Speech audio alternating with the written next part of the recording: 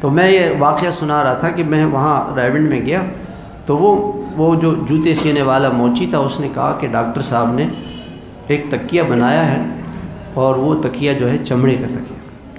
تو مجھے فوراً خیال آیا کہ دیکھو یہ تو حضور صلی اللہ علیہ وسلم کی سنت ہے اور پڑھا ہم نے تھا. تو پھر میں نے بھی ایک تکیہ بنایا چمڑے کا تکیہ بنایا اور اس تکیے کے اندر حضور صلی اللہ علیہ وسلم نے جو کھجور کی چھال بھری، میں نے کھجور کی چھال بھی منگوائی، وہ اس میں ڈالی. آپ یقین مانیں گے ایک رات کو میں اس پہ سو نہیں سکا، اتنا کھردرا تکیہ. ہم تو ہماری عادتیں خراب، نرم بستر، نرم تکیے، عادتیں خراب، عادتیں بگڑی ہوئی. تو اللہ کے رسول جس بستر پر سوتے تھے اس بستر پر اگر کوئی آدمی سوئے تو فجر کی نماز کیا تہجد بھی پڑھ لے گا.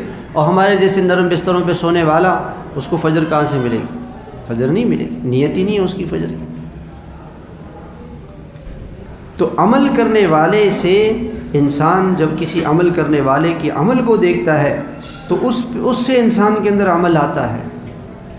عمل سننے سے نہیں آتا، عمل پڑھنے سے نہیں آتا، عمل تو انسان کو عمل سے ہی ملے گا.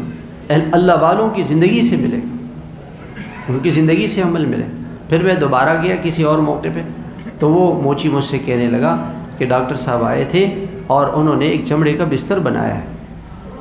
مجھے خیال آیا، میں نے کہا یہ بھی ہم نے حدیث میں پڑھا تھا کہ جناب رسول اللہ صلی اللہ علیہ وسلم کے پاس چمڑے کا بستر تھا.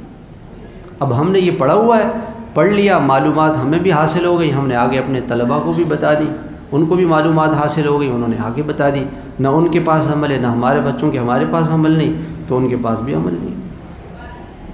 عمل سے عمل منتقل ہو، عمل سے عمل منتقل ہو.